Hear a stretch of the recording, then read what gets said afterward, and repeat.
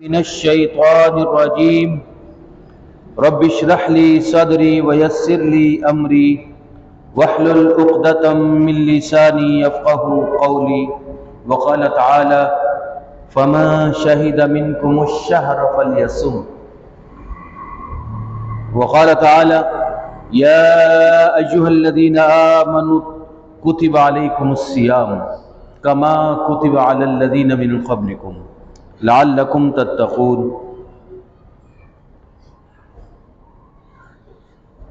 تمام قسم کی تعریفات عبادات ایک اللہ وحدہ لا شریک کے لیے، ان گنت لاتعداد درود و سلام ہو امام الانبیاء رحمت للعالمین صلی اللہ علیہ وسلم کی ذات گرامی پر۔ عزیزان گرامی، رمضان المبارک کی خوشبو قریب قریب ہے، اور رمضان المبارک کے بابرکت ایام ہمارے سامنے ہیں۔ یہ مہینہ بے شمار لوگوں کے لیے نجات کا مہینہ بن جاتا ہے، کامیابی کا مہینہ بن جاتا ہے۔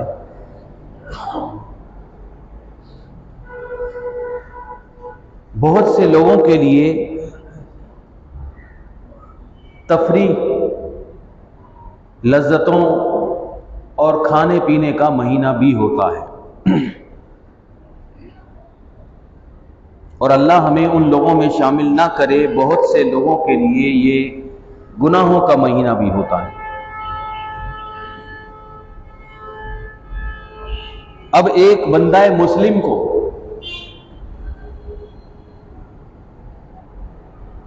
رمضان المبارک کے قیمتی دن کیسے گزارنے چاہیے،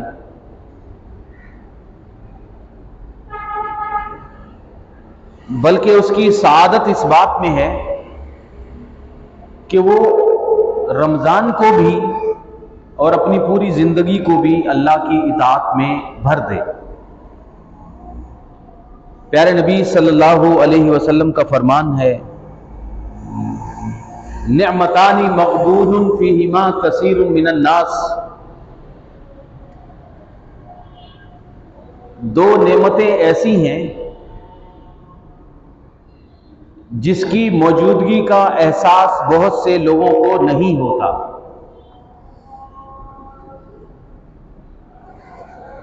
جب وہ نعمتیں ختم ہو جاتی ہیں پھر انسان افسوس کرتا ہے۔ ایسی نعمتیں ہیں کہ اکثر اس میں نقصان ہی اٹھاتے ہیں، خسارے میں رہتے ہیں۔ ان نعمتوں سے فائدہ لینے والے کم ہیں۔ الصحت والفراغ، ایک نعمت ہے صحت اور تندرستی، اور ایک نعمت ہے وقت کی نعمت، فراغت کی نعمت، وقت، ٹائم۔ جب یہ دونوں ہاتھ سے نکل جاتی ہیں پھر ان کی اہمیت کا اندازہ آدمی کو ہوتا ہے۔ اس کی موجودگی میں اکثر لوگ غافل رہتے ہیں۔ آج صحت ہے، کل کو بڑھاپا ہوگا۔ بڑھاپا بذات خود بیماری بھی ہے اور بیماریوں کو لے کر بھی آتا ہے۔ پھر عبادت بندہ کرنا چاہتا ہے، روزہ رکھنا چاہتا ہے، لیکن رکھ نہیں سکتا۔ اللہ رب العزت نے اپنی رحمت سے بزرگوں کے لیے، بیماروں کے لیے جو روزے نہیں رکھ پاتے، فدیے کا حکم دیا ہے، طعام مسکین، کہ وہ ایک مسکین کا کھانا کھلا دیں۔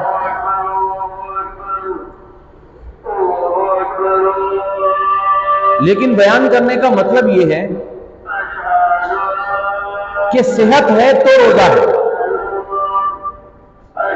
صحت اور تندرستی ہے تو رمضان المبارک کی غنیمت کو اور رمضان المبارک کی مکمل روحانیت کو بندہ حاصل کر سکتا ہے۔ انسان کی زندگی اور جوانی ایسے گزرتی ہے جس طرح ہاتھوں سے ریت گزرتی ہے۔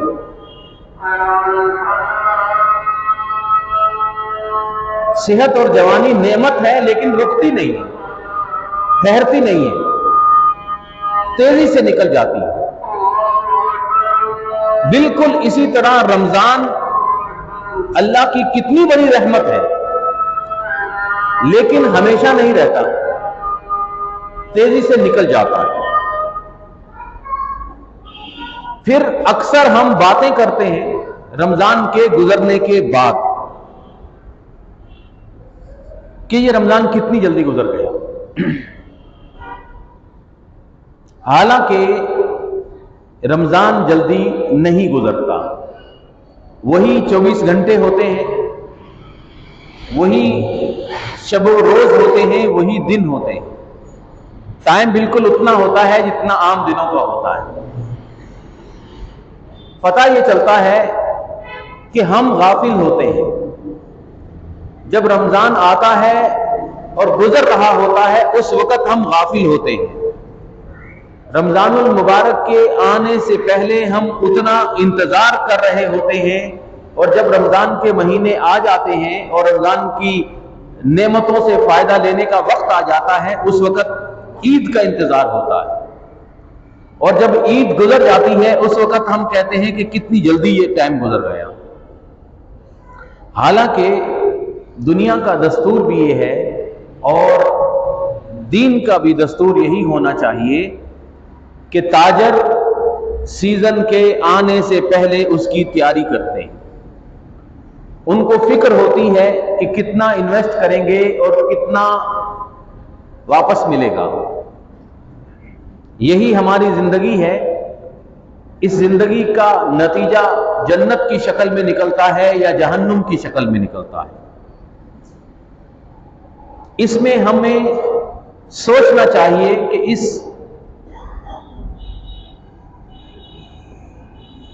رحمت برے دن، رحمت والی راتوں میں، رحمت والی سحری کے اوقات میں اللہ ہمیں جاگنے کی طاقت اور ہمت دیتا ہے۔ اتنا خوبصورت اور قیمتی افطاری کے وقت ہمیں ملتے ہیں، نمازوں کی پابندی کا موقع ملتا ہے اور رمضانوں کے بعد دعاؤں کا موقع ملتا ہے۔ فضیلت والا ماحول تیار ہو جاتا ہے۔ فرمان رسول ہے صلی اللہ علیہ وسلم، اتاکم شہر مبارک، تمہارے پاس برکت والا مہینہ آیا ہے۔ امام ابن رجب فرماتے ہیں کہ جب اللہ کے رسول نے خود فرمایا ہے کہ برکت والا مہینہ ہے، مبارک، تو اس مہینے کی مبارک بنتی ہے۔ یہ وہ مہینہ ہے جب اہل ایمان ایک دوسرے کو مبارک دیتے ہیں کہ یہ ہے برکت والا مہینہ۔ اس میں برکتیں انسان اپنی آنکھوں سے دیکھتا ہے۔ اللہ کے نبی فرماتے ہیں کہ صفدت الشیاطین، نعمتوں اور فضیلتوں والا ماحول بنانے کے لیے اللہ رب العزت شیطانوں کو جکڑ دیتے ہیں۔ جہنم کے دروازوں کو بند کر دیا جاتا ہے، جنت کے دروازوں کو کھول دیا جاتا ہے، نیکی کرنا آسان ہو جاتا ہے۔ اس ماحول میں بھی اگر کوئی گناہ نہیں چھوڑتا، اس ماحول میں بھی اگر کوئی توبہ نہیں کرتا، اس ماحول میں بھی اگر کوئی اپنے آپ کو تبدیل نہیں کرتا، نماز پڑھ نہیں سکتا، روزہ رکھ نہیں سکتا، تو اس کے آئینے میں ہم دیکھیں گے کہ باقی زندگی میں وہ کیا کرتا ہو۔ یہ آئینہ بھی ہے۔ بلکہ ہم رمضان کو سمجھیں تو رمضان المبارک ہماری زندگی کا امتحان بھی ہے۔ یہ رمضان پوری زندگی کا آئینہ دکھاتا ہے، ہمارے دیندار ہونے کا لیول کیا ہے، ہم کتنے ایمان والے ہیں، ہم کتنے دیندار ہیں۔ وزن کرنے والی مشین پر کھڑے ہو کر ہم چیک کرتے ہیں کہ ہمارا وزن کتنا ہے، تو رمضان المبارک ہمیں ہمارے دین کا وزن بتاتا ہے۔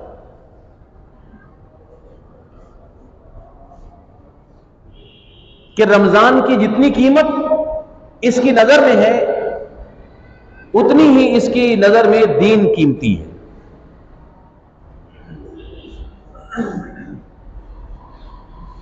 اس بندے کی زندگی میں، اس کے اوقات میں، اس کے وسائل میں، اس کی سوچ میں دین کی کتنی قدر ہے۔ جتنی اس بندے کی نظر میں دین کی عزت ہے، دین کا مقام ہے، دین کی قدر ہے، اتنا ہی یہ بندہ قیمتی ہے۔ اب صحابہ اکرام رضوان اللہ علیہ مجمعین کو جب ہم دیکھتے ہیں تو کیا ہم ان کی مالی حیثیت کو دیکھتے ہیں؟ ہم ان کی لباس، ان کے کھانے پینے، ان کے گھر بلڈنگ، ان کی گاڑیاں، ان کی سیاسی طاقت، ہم کیا دیکھتے ہیں؟ ان کی دینی حیثیت دیکھی جاتی ہے بس۔ باقی سب اعتبار سے تو وہ بہت کمزور تھے، نہ ہمارے جتنے ان کے پاس پیسے تھے، نہ ہمارے جتنے ان کے پاس کپڑے تھے، نہ ہماری جیسی ان کے پاس گھر بار تھا، سہولتیں تھی، کچھ بھی نہیں تھا ان کے پاس۔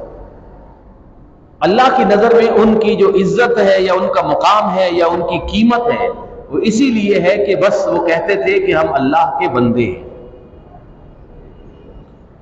اور بندگی کا حق ادا کرنے والے تھے۔ ان کے نزدیک اللہ کے علاوہ کوئی حاکم نہیں تھا، اللہ کے علاوہ کسی کا حکم نہیں مانتے تھے۔ اللہ تعالیٰ نے حکم دیا کہ چھوڑ دو تو وہ کہتے تھے کہ ٹھیک ہے اللہ تعالیٰ ہم نے چھوڑ دیا۔ وَذَرُوا مَا بَقِيَ مِنَ الرِّبَا، آج سے پہلے جو سود لیا دیا وہ معاف ہے، آج کے بعد جو تمہارا سود ہے تم نے لینا ہے، باقی رہ گیا ہے اسے چھوڑ دو، اپنی اصل مال واپس لے لو اور سود کو چھوڑ دو۔ انہوں نے چھوڑ دیا۔ یہ نہیں کہ ٹھیک ہے حکم آ گیا ہے، ابھی جوانی ہے، ابھی نماز پڑھنا ہم شروع کریں گے، ابھی ہم روزہ رکھنا شروع کریں گے، یہ کام ہو جائے شادی کے بعد ہم ایسا کام شروع کریں گے، ٹھیک ہے اب ہم حج کریں گے، حج کے بعد سے ہم پکے نمازی بن جائیں گے۔ بے شمار لوگ ہم اب ایک تلاش میں ہیں، ہمیں ملازمت مل جائے بس، اس کے بعد پھر ہم بالکل ٹھیک ہو جائیں گے۔ تو وہ بے شمار عذر، بے شمار بہانے لے کر نہیں آتے تھے، بلکہ اللہ نے حکم دیا ہے سود چھوڑ دو تو ٹھیک ہے چھوڑ دیا۔ تو علماء یہ کہتے ہیں کہ جس طرح کسی چیز کا ٹیسٹ ہوتا ہے، اس سے پتہ چلتا ہے کہ یہ کیا اہمیت ہے اس چیز کی، تو رمضان المبارک ہماری زندگی کا، ہمارے دین کا امتحان ہے۔ جتنی رمضان المبارک کی ہم قدر کرتے ہیں اور جتنا زیادہ ہم اس مہینے عبادت کرتے ہیں، باقی ساری زندگی کا آئینہ ہمیں خود بخود نظر آنے لگ جاتا ہے۔ پھر رمضان گزر جاتا ہے اور ہر رمضان میں میری بھی اور ہم میں سے اکثر کی یہی کیفیت ہوتی ہے کہ اس رمضان ٹھیک سے میں قرآن نہیں پڑھ پایا، اس رمضان مصروفیت اتنی تھی کہ تراویح صحیح طرح ادا نہیں ہو سکی، بس پہلے ہفتے جوش میں میں نے تراویح پڑھی تھی، پھر اتنے کاموں میں مصروف ہو گئے کہ پھر ہم نے چھوڑ دی۔ اب ہم آئندہ رمضان یہ نہیں کریں گے۔ افسوس کہ سحری کا وقت آیا تھا، لیکن اس میں ہم موبائل میں تھے یا کھانے کے باتیں تھے یا کھانے پکانے کے اندر اتنا مصروف تھے کہ ٹھیک سے ہم دعائیں نہیں کر سکے۔ اب ہم آئندہ رمضان یہ کریں گے، یہ ہمیشہ زندگی کے ساتھ چلتا آتا ہے، اور یہ ساری باتیں رمضان کے آنے سے پہلے میں اپنے آپ کے لیے اور آپ کے لیے دہرا رہا ہوں، تاکہ ہم رمضان کے جانے کے بعد وہ کیفیت یا افسوس کی زندگی نہ گزاریں جس کے بارے میں اللہ کے نبی نے فرمایا کہ لوگ دو چیزوں کے بارے میں بعد میں افسوس کرتے ہیں، ایک ہے صحت اور ایک ہے فراغت۔ آج اگر اللہ رب العزت نے ہمیں صحت دی ہے تو پھر رمضان کو افسوس کے ساتھ نہ گزاریں۔ آج اگر اللہ رب العزت نے ہمیں وقت دیا ہے، ٹائم دیا ہے، تو پھر ہم رمضان کو شیطانی کاموں میں نہ گزاریں۔ ایسی افسوس والی زندگی گزرتے گزرتے ایک وقت آتا ہے کہ لوگ اللہ کے سامنے کھڑے ہوں گے اور اللہ رب العزت فرماتے ہیں کہ یہ بندے اللہ کو کہیں گے، ربنا ابصرنا وسمعنا، اے اللہ ہم نے اب آخرت کو اپنی آنکھوں سے دیکھ لیا ہے، ہم نے جنت اور جہنم کو اپنی آنکھوں سے دیکھ لیا ہے، وسمعنا ہم نے سن بھی لیا ہے، فرجعنا اے اللہ ہمیں ایک بار واپس دنیا میں موقع دے دے، نعمل صالحا، اب کہ ہم افسوس والی زندگی نہیں گزاریں گے، اے اللہ ہمیں زندگی میں ایک مرتبہ واپس جانے کا موقع دے دے۔ فَإِنَّا مُوقِنُونَ، ہمیں مکمل یقین آ گیا ہے۔ تو آپ سوچ سکتے ہیں کہ یہ کن لوگوں کے بارے میں اللہ رب العزت فرما رہے ہیں کہ جو اس زندگی کو پچھتاوے کے ساتھ گزارتے ہیں، اس زندگی میں غفلت والی زندگی گزارتے ہیں، پھر جب آخرت کو اپنی آنکھوں سے دیکھیں گے، جنت جہنم کو دیکھیں گے، تو اللہ کے سامنے کھڑے ہوں گے اور ایک اور موقع مانگیں گے، لیکن وہ موقع واپس نہیں آئے گا۔ وہ موقع میرے پاس ابھی ہے، وہ موقع آپ کے پاس بھی اب موجود ہے کہ رمضان المبارک ہمارے سروں پہ ہے، ہم اس سے فائدہ اٹھائیں۔ اللہ کے نبی صلی اللہ علیہ وسلم نے فرمایا الصلوات الخمس والجمعۃ الی الجمعۃ والرمضان الی الرمضان، یہ 5 نمازیں اور جمعے سے لے کر جمعے تک کا وقت اور رمضان کے بعد رمضان تک کا وقت جو ہوتا ہے، مکفرات لما بینہن، یہ رمضان کے روزے پچھلے رمضان تک جتنے بھی انسان سے گناہ ہوئے ہیں ان سب کا کفارہ بن جاتے ہیں، ان کی بخشش کا موقع بن جاتے ہیں۔ شرط یہ ہے کہ اذا اجتنبت الکبائر، جب تک آدمی کبیرہ گناہوں سے بچا رہتا ہے، شرک نہیں کرتا، قتل نہیں کرتا، ڈاکہ نہیں ڈالتا، شراب نہیں پیتا، جادو نہیں کرتا، بدکاری نہیں کرتا، اور نیک مومن عورتوں پر تہمت نہیں لگاتا، یہ بڑے بڑے کبیرہ گناہ نہیں کرتا، اس کے علاوہ جتنے بھی گناہ ہیں، ایک رمضان سے لے کر اگلے رمضان تک جب ہم روزہ رکھتے ہیں، یہ اس کی فضیلت ہے کہ اللہ رب العزت تمام گناہوں کا کفارہ بنا دیتے ہیں، مٹا دیتے ہیں۔ اس لیے رمضان آیا ہے، الحمدللہ زندگی میں وقت موجود ہے، الحمدللہ صحت موجود ہے، اللہ کا شکر ہے، اس لیے اس کو ہینڈل ود کیئر، جس طرح دیکھا ہے ہم نے ڈبوں کے اوپر لکھا ہوتا ہے کہ اس کو احتیاط سے۔ اب کوئی پوچھتا ہے کہ کیا یہ ڈبہ اتنا قیمتی ہے کہ اس کو اتنا احتیاط سے اٹھائیں ہم، نازک ہے یہ؟ تو نہیں، کہا جاتا ہے کہ ڈبہ قیمتی نہیں ہے، ڈبے کے اندر جو سامان ہے وہ قیمتی ہے، اس کی وجہ سے اس کی اہمیت ہے، اسے احتیاط سے اٹھائیں اور احتیاط سے رکھیں۔ تو لے اے بندہ مسلم، اے اللہ کے بندے، کیا تو قیمتی ہے؟ کیا تیرا نام، تیرا جسم، تیرا لباس، تیرا حسب نسب، خاندان، تیری گاڑی یا تیرا گھر، باہر سے تم قیمتی ہو؟ نہیں، یہ قیمتی نہیں ہے، اندر کی وجہ سے اس کی قیمت ہے۔ اس کے دل کے اندر ایمان ہے تو یہ قیمتی ہے، اس کے دل میں دین کی قدر ہے تو یہ قیمتی ہے، اس کے دل میں رمضان المبارک کی پاکیزگی کا احساس پیدا ہوتا ہے تو یہ بندہ قیمتی ہے۔ وگرنہ اس انسان کی کیا قیمت ہے؟ جس طرح دنیا میں بے شمار لوگ آئے اور چلے گئے، وقت گزارا، ایک وقت آیا کہ یہی رشتہ دار ہیں، یہی بہن بھائی ہیں اور یہی ماں باپ خود اپنے ہاتھوں سے مٹی کے تلے دفنا کر چلے جاتے۔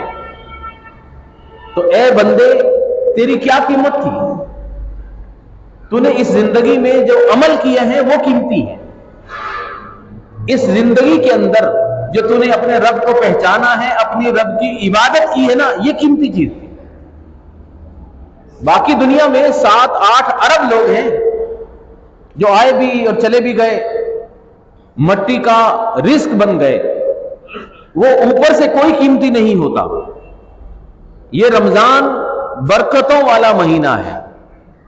پیارے نبی صلی اللہ علیہ وسلم کی زندگی پر جب ہم غور کرتے ہیں تو ہمیں پتہ چلتا ہے کہ نبوت کی آمد سے پہلے جب رمضان المبارک کا مہینہ آتا تھا، اس وقت بھی آپ دنیا کے سارے کاموں کو چھوڑ دیتے تھے، سب چیزیں چھوڑ کے غار حرا کے اندر اعتکاف کرتے تھے اور خاموشی سے بیٹھ کر اللہ کا ذکر کرتے تھے، غور و فکر کرتے تھے۔ یہ رمضان کا مہینہ تھا، جب رمضان کا وقت ہی تھا کہ فرشتہ آتا ہے، پہلی وحی لے کر آتا ہے۔ رمضان کے بارے میں ہمیں بتایا کہ شہر رمضان الذی انزل فیہ القرآن، یہی مہینہ تھا جب قرآن کریم سب سے پہلے نازل ہوا۔ رمضان کے بارے میں ہمیں بتایا کہ انا انزلناہ فی لیلۃ القدر، یہ رمضان کا مہینہ تھا، یہ رمضان کا مہینہ ہی تھا کہ جب اللہ رب العزت نے شب قدر کو قرآن کریم کی پہلی وحی نازل فرمائی۔ تو رسول اللہ صلی اللہ علیہ وسلم اس قرآن کے نازل ہونے سے پہلے بھی رمضان المبارک کا اہتمام کیا کرتے تھے۔ پھر جب رمضان آ گیا، سبحان اللہ، اور پھر رمضان المبارک کے اندر اللہ کا قرآن نازل ہونے لگ گیا، اس کے بعد جبرائیل علیہ السلام باقاعدہ نبی کریم صلی اللہ علیہ وسلم کے پاس آتے اور جو قرآن نازل ہو چکا ہوتا وہ سارے کا سارا قرآن پڑھا جاتا تھا، دہرایا جاتا تھا۔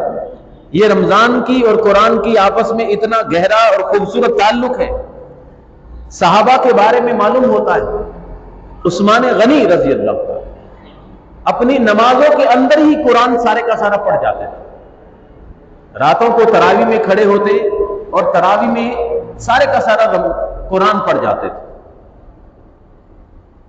ائمہ کرام، امام مالک کے بارے میں آتا ہے کہ جب رمضان المبارک کا اعلان ہوتا تو وہ سارے کام بند کر دیتے، کوئی پڑھائی نہیں ہوگی، کوئی تعلیم نہیں ہوگی، کوئی کام نہیں ہوگا، کسی سے بات بھی نہیں کرتے تھے، صرف رمضان المبارک کے مہینے میں امام مالک اور قرآن، بس صرف قرآن پڑھا کرتے تھے اور خاموش رہا کرتے تھے۔ ایک عالم نے بتایا کہ اگر دیکھنا ہے اس دور میں، اگر آپ نے اپنی آنکھوں سے نظارہ کرنا ہے کہ صحابہ اکرام قرآن کیسے پڑھتے تھے، یعنی رمضان میں ان کی قرآن سے محبت کیسی تھی، آج کے دور میں دیکھنا ہے؟ جی ہاں، ہم نے دیکھنا ہے۔ تو انہوں نے کہا کہ دیکھ لو، آج کے دور میں جتنا ہم موبائل کی محبت ہے نا، ایسے ان کی قرآن سے محبت۔ ہم 24 گھنٹے موبائل، 24 گھنٹے موبائل کی فکر میں رہتے ہیں، جاگنے کے بعد موبائل، سونے سے پہلے موبائل، نمازوں کے بعد موبائل، نمازوں سے پہلے بھی، ہم سب یہ کر رہے ہیں۔ جتنا وقت ہمارا سوشل میڈیا پہ گزرتا ہے، اتنا وقت ان کا قرآن کے ساتھ تھا۔ بس یہ اندازہ لگا لیں۔ اب ہم سب کے موبائلوں میں ایک ایپلیکیشن ہوتی ہے جس کے ذریعے ہم معلوم کر سکتے ہیں کہ ہمارا سکرین ٹائم کیا ہے، کتنی مرتبہ ہم نے اس موبائل کو اٹھایا۔ تو وہ بتاتا ہے کہ بھائی آج تم نے 300 بار موبائل کو اٹھایا، 300 بار ہم نے موبائل کو اپنے ہاتھوں میں لیا تھا، اس کو اوپن کیا تھا۔ کیا ہم پاگل ہیں؟ 300؟ ہاں، پتہ نہیں چلتا۔ 5 گھنٹے موبائل پہ آپ نے گزارے ہیں، وہ ٹائم بھی بتاتا ہے۔ اتنا گھنٹے تو نہیں، اتنے گھنٹے نہیں، پتہ نہیں چلتا بھائی، اتنا گھنٹے واقعی گزرے ہیں آپ کے۔ تو ہم میں سے اکثر لوگ اس وقت قرآن کریم سے اتنا دور ہیں۔ تو یہ رمضان کا مہینہ ہمارے سامنے ہے، جس وقت ہم اگر چاہیں تو ہم قرآن کے ساتھ ایسا تعلق جوڑ سکتے ہیں، اگر ہم چاہیں انشاءاللہ تعالی۔ یہ رمضان ہے تو کیا رمضان المبارک صرف میرے لیے، مردوں کے لیے؟ کیا رمضان المبارک کی تیاری کا خواتین سے کوئی تعلق نہیں ہے؟ جی ہاں، ہم مسلمان ہیں، ہم گھروں کے اندر ہماری خواتین بھی رمضان کی تیاری کرتی ہیں۔ اچھا، ہم باتیں کرتے ہیں کہ افطاری میں کیا پکے گا، سحری میں کیا پکے گا، کل کیا بنائیں گے، پرسوں کیا بنائیں گے۔ تو جتنے ہم کھانے پکاتے ہیں اتنے ہی برتن ہوں گے، پھر اتنے برتنوں کو دھونے کا ٹائم لگے گا۔ تو یہ تیاری ہم رمضان کی کر رہے ہیں۔ کیا جنت میں صرف مردوں کو جانا ہے، عورتوں کو نہیں جانا؟ تو رمضان المبارک کا مہینہ کھانے کے لیے تھا، رمضان المبارک کا مہینہ کھانے پینے کا مہینہ تھا۔ کس نے کہہ دیا؟ پورے قرآن اور حدیث میں کہیں بھی نہیں لکھا، کہیں بھی نہیں بتایا تھا کہ عام دنوں میں تم سموسہ نہیں کھاتے تو رمضان میں لازمی کھانا ہے، عام دنوں میں تم شربت نہیں پیتے، رمضان میں آپ نے پینا ہے، عام دنوں میں تم 1-2 وقت تھوڑا تھوڑا کھاتے ہو، لیکن رمضان میں تو آپ نے مغرب سے لے کر فجر تک کھانے ہی کھانا ہے۔ یہ کس نے بتایا تھا؟ ہم اکثر قرآن و حدیث کو پڑھتے ہیں اور ہم معلوم کرتے ہیں کہ رمضان کی یہ روحانیت ہے، رمضان کی یہ روحانیت ہے، رمضان میں یہ فائدے ہوتے ہیں، لیکن میرے اوپر رمضان آتا ہے، ہم سب دیکھتے ہیں ہمارے گھروں میں رمضان المبارک آتا ہے، لیکن وہ رمضان کی روحانیت نظر نہیں آتی، وہ رمضان کی کیفیت پیدا ہوتی نہیں۔ وجہ کیا ہے؟ تو وجہ یہ ہے کہ اللہ کے بندوں، پیارے نبی صلی اللہ علیہ وسلم کا روزہ دیکھیں تو وہ روزہ فاقہ کشی کا دوسرا نام تھا۔ وہ روزہ نہیں تھا، وہ روزہ فاقہ کشی کا دوسرا نام تھا۔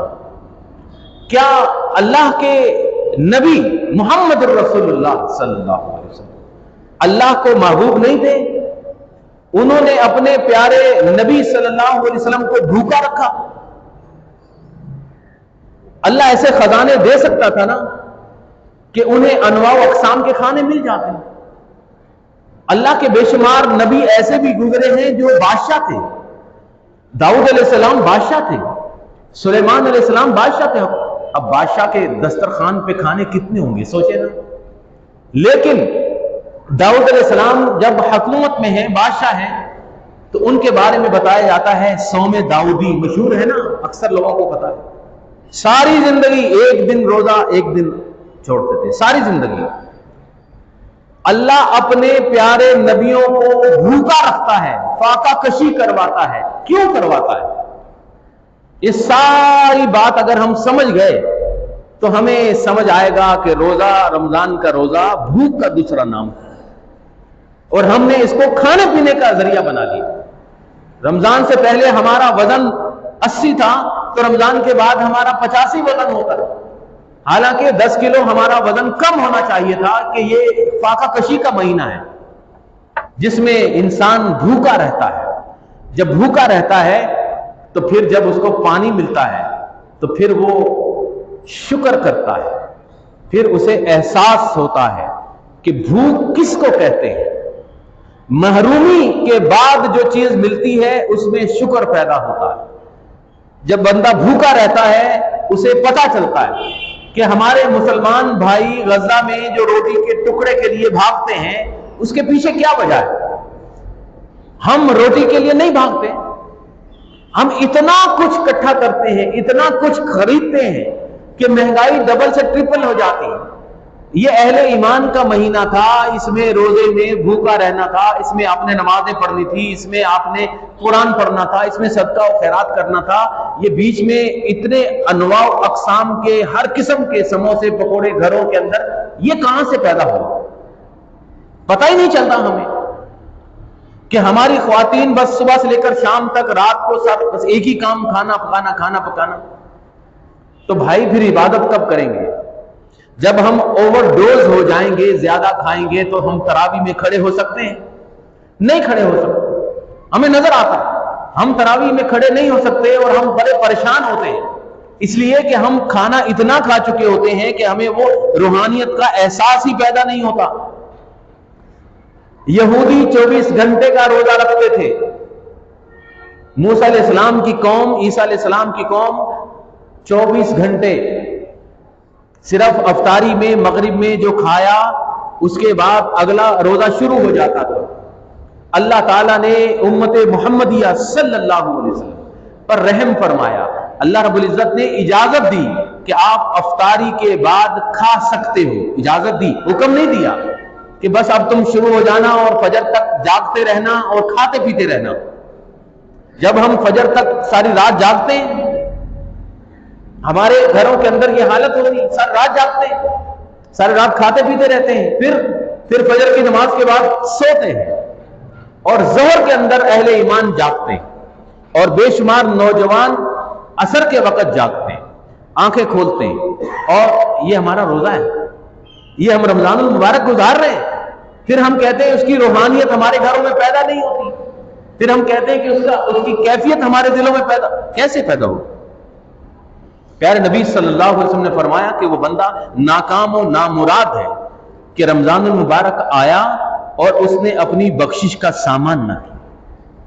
فرمایا ان فی الجنت غرفا، جنت میں ایسے ایسے منزلیں ہیں، فلور ہیں، ایسے درجے ہیں، یرا ظاہرها من باطنها و باطنها من ظاہرها، کہ تم سوچ سکتے ہو کہ اندر بیٹھے ہوئے لوگوں کو باہر کا سارا نظارہ نظر آئے گا.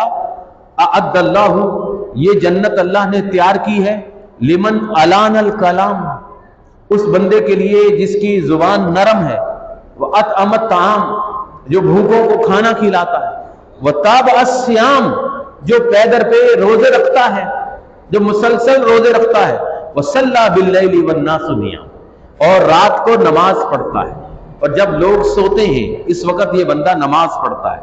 اللہ اکبر. اے اہل ایمان، قد جاءکم شہر مبارک، تمہارے پاس برکت والا مہینہ آ گیا ہے. افترض اللہ صیامہ، اللہ نے روزوں کو فرض کیا ہے. تفتح ابواب الجنتی، اللہ تعالیٰ نے جنت کے دروازوں کو کھول دیا ہے، جہنم کے دروازوں کو بند کر دیا ہے. تغل فیہ شیاطین کو جکڑ دیا ہے. فیہ لیلۃ، اس رمضان میں ایسی رات آئے گی جو 1000 مہینوں سے افضل ہوگی. من حرم فیہا، جو بندہ اس رمضان سے محروم رہا، حرم خیر کلہا، وہ سمجھے کہ ساری زندگی کی خیر اور برکت سے محروم. یہ رمضان کا مہینہ آیا ہے، ہم اس کو کیسے گزارے؟ اس میں سے اب وقت ہے کہ ایک چیز میں بیان کروں گا، ایک چیز انشاءاللہ تعالی اگلے بیان کے اندر. اب وقت ختم ہو گیا. رمضان کو ہم کیسے گزارے، یہ پہلا نمبر، پہلا اسٹیپ. ابھی رمضان آنے والا ہے. سب سے پہلی بات کہ رمضان المبارک کے اندر ہم اپنی نیت کو خالص کریں. بس پہلا کام، خلوص کے ساتھ اللہ کی عبادت کے لیے تیار ہو جائیں. رمضان کس لیے گزار رہے؟ اللہ کے لیے. دنیا کے لوگ بے شمار ایسے ہوں گے جو سمجھتے ہوں گے کہ بھوک پیاس سے وزن کم ہوتا ہے، صحت میں اضافہ ہوتا ہے، فلاں فلاں فلاں بے شمار کام پتہ لگے گا، لیکن نہیں، ہم بھوکا پیاسا رہتے ہیں اللہ کے لیے، کھانا پینا ہم چھوڑیں گے اللہ کے لیے۔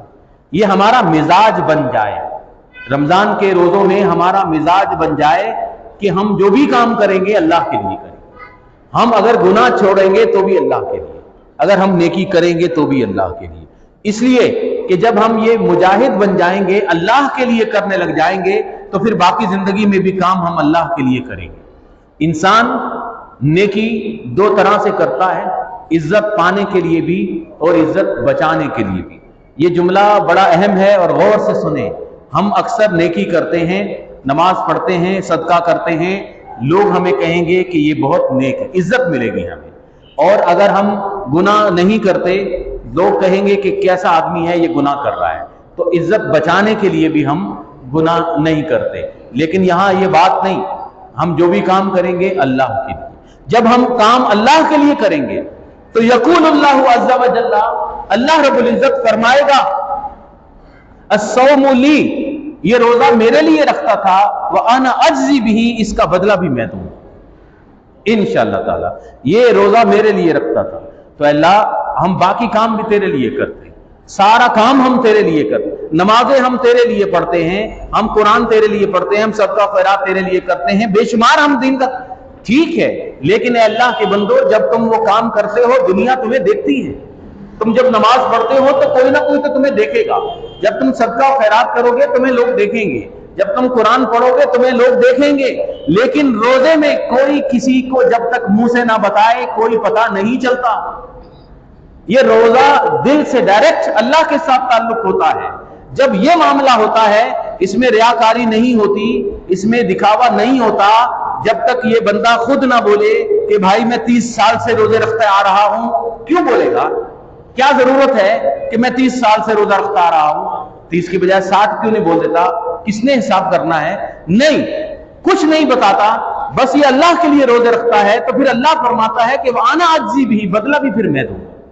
اور کیسا بدلہ ہوگا؟ امام قرطبی فرماتے ہیں قرآن کریم کی ایک آیت اور یہ حدیث کو سامنے رکھ کے کہ انما یوفی الصابرون اجرهم بغیر حساب، کہ اللہ رب العزت اجر صبر کرنے والوں کو بغیر حساب دے گا۔ اور یہاں روزہ کے بارے میں فرماتے ہیں کہ اس کا بدلہ میں دوں گا۔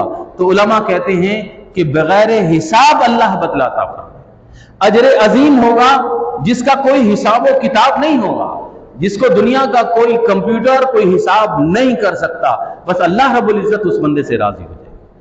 اے اللہ ہمیں ایسے رمضان المبارک گزارنے کی توفیق عطا فرما۔ اے اللہ تعالیٰ سے دعا ہے کہ جو ہم نے سنا اس پر عمل کرنے کی توفیق عطا فرما۔ وآخر دعوانا الحمدللہ رب العالمین۔ اللہ اکبر۔ استغفر اللہ، استغفر اللہ، استغفر اللہ۔ ان الحمد للہ نحمدہ